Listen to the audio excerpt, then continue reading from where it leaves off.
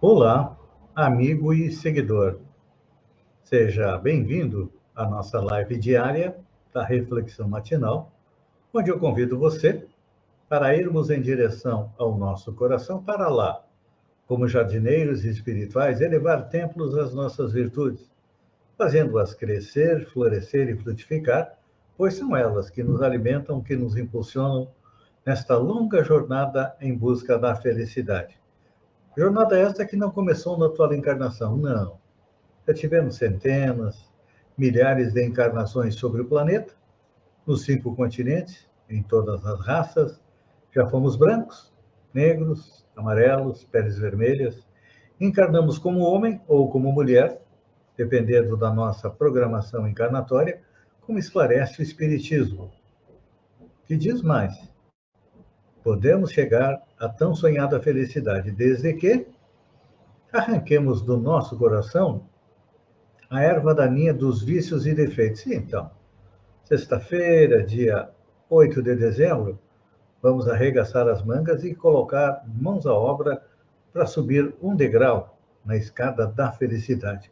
E para nos ajudar, é claro que temos uma passagem dos evangelhos, que é a da primeira epístola de Paulo aos Tessalonicenses, onde o apóstolo diz o seguinte: examinai tudo, retende o bem. Vou repetir as palavras de Paulo: examinai tudo, retendes o bem. Isso significa que o cristão, ou o judeu, ou o muçulmano, ou o evangélico, não deve perder o ânimo, por mais inquietante que se apresente, as perplexidades do caminho. Não somente no que diz respeito à dor, mas também no que se reporta a costumes, acontecimentos, mudanças e perturbações. Há companheiros excessivamente preocupados com a extensão dos erros alheios, sem se precatarem contra as próprias faltas. Aquele velho exemplo que eu uso: quando a gente aponta o erro de alguém, normalmente a gente usa o dedo indicador. E o indicador, ele age dessa maneira.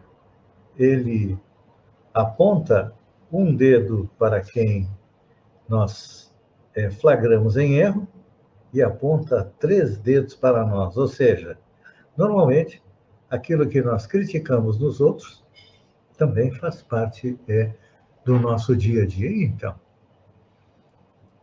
temos que, antes de criticar alguém, olhar se não fazemos a mesma coisa. Assim, tem muitos que assinalam casas suspeitas ou dizem: não, naquela casa eu não entro, tem más pessoas.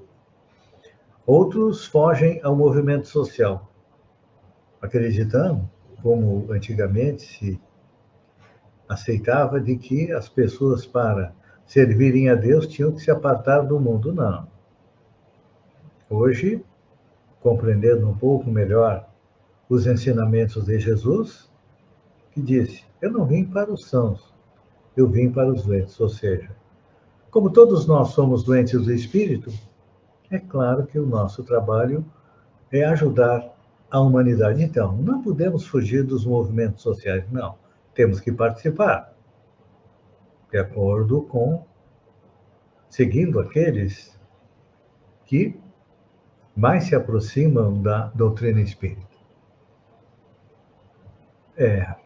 E tem outros que criticam as situações, os fatos, e reprovam pessoas antes de qualquer exame sério das situações.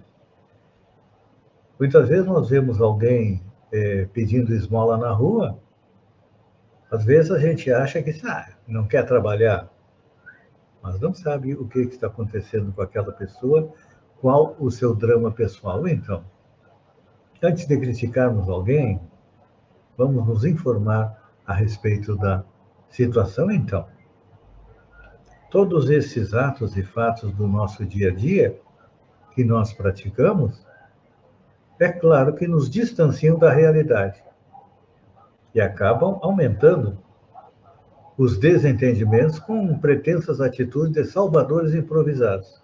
Nós não somos salvadores de ninguém, não. O máximo que nós podemos fazer é tentar salvar a nós mesmos, então.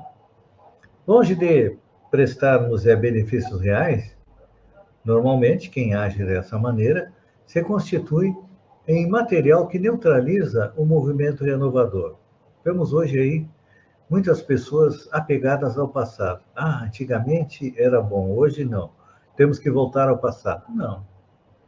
O passado, como diz, já passou.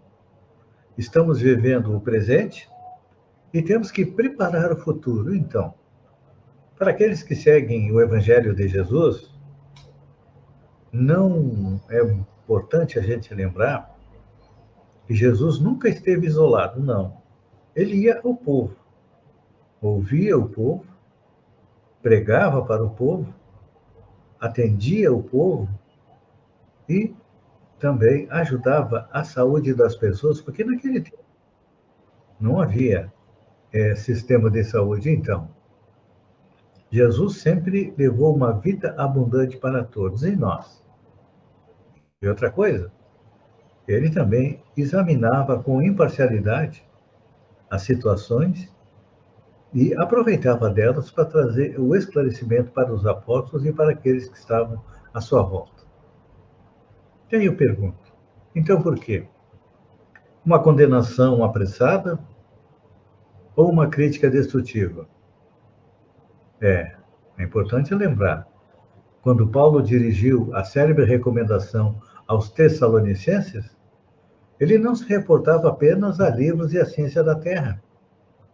Ele se referia a tudo, incluindo os próprios impulsos da opinião popular, com alusão a todos os fenômenos que acontecem na nossa vida. É importante a gente analisar, como coloca aqui o Espírito Emmanuel, os impulsos da opinião popular, porque vamos lembrar, quando os sacerdotes perguntaram à multidão quem que a multidão queria libertar, a multidão pediu Barrabás, não pediu Jesus. É claro que a multidão já estava sendo insuflada pelos sacerdotes, mas que esse exemplo sirva para nós analisarmos os fatos que acontecem no dia a dia. Muitas vezes, aquele que nós achamos que é culpado não tem culpa nenhuma. E muitas vezes, aqueles que nós achamos que é inocente realmente tem culpa. Então, encerrando a nossa reflexão espírita desta sexta-feira, a nossa reflexão matinal, é importante lembrar que não devemos nos afastar do trabalho e da luta em comum, porque só assim a Terra vai progredir. Porque cada um de nós veio ao planeta com uma dupla função: fazer a nossa evolução e ajudar o mundo a evoluir. Então, por que nós estamos desencorajando aqueles que trabalham por Jesus em todos os segmentos religiosos? Não. Vamos compreender que Deus é a inteligência suprema, a causa primária, que nos deu a missão de fazer a nossa evolução e ajudar a Terra a evoluir. Então, vamos aceitar e aproveitar todos os bons ensinamentos e não criticar ninguém, sem antes analisar se nós não fazemos a mesma coisa. Pense nisso e até a próxima reflexão matinal. Um beijo no coração e até lá, então.